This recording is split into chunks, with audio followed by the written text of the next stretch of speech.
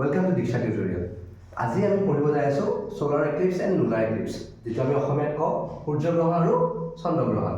এতিয়া আমি জানো যে আমাৰ বছৰৰ কোনোবা দিনত বা কেতিয়াবা কিছুমান মুহূৰ্তত চন্দ্ৰটো আমাৰ গ্ৰহণ লগা বুলি কওঁ, মানে আমি চন্দ্ৰটো দেখা নাপাওঁ।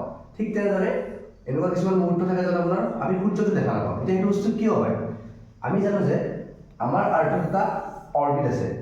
এই অৰ্বিটটো এনেকৈ ঘূৰি ফুৰে। ইয়াতে মাজত থাকে ছানটো আৰু তাৰ চাৰিওফালে এনেকৈ আৰ্থ বা বেলেগ আন যিবিলাক গ্ৰহ আছে বা প্লেনেটছ আছে সেইবিলাক ঘূৰি ফুৰে।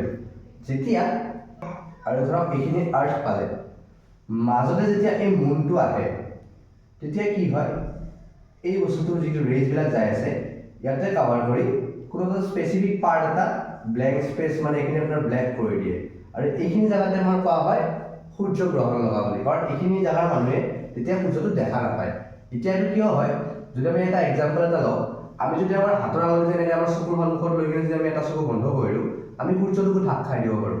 কাৰণ এই আঙুলিটো আমাৰ চকুৰ পৰা বেছি ওচৰত আছে, নাকি সূৰ্যটো। সেইটো কাৰণে আমি যদি এনেকৈ সূৰ্যটোক চাম তেতিয়া সূৰ্যটো ঢাক খাই যায়। ঠিক তেনেদৰে যদিও এই চন্দ্ৰটো বহুত সৰু অবজেক্ট হয়, সূৰ্যৰ ৰেখিনি এইটো কাভাৰ কৰি দিব পাৰে, বিকজ আৰ্থৰ পৰা চন্দ্ৰটো ওচৰত আছে, আৰু সেইকাৰণে তাৰে মানুহখিনি আপোনাৰ চন্দ্ৰটোৰ থ্ৰুৰে গোটেই সূৰ্যটো কাভাৰ কৰি দিব পাৰে। এইটো হ'ল সোলাৰ এক্লিপছ। এতিয়া লুনাৰ এক্লিপছ কি হয়?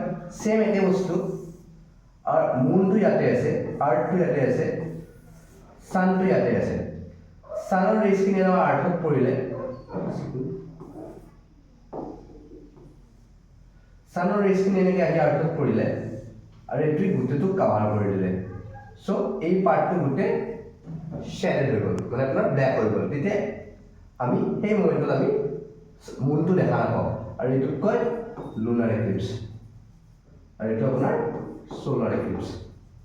That's all for today. Thank you.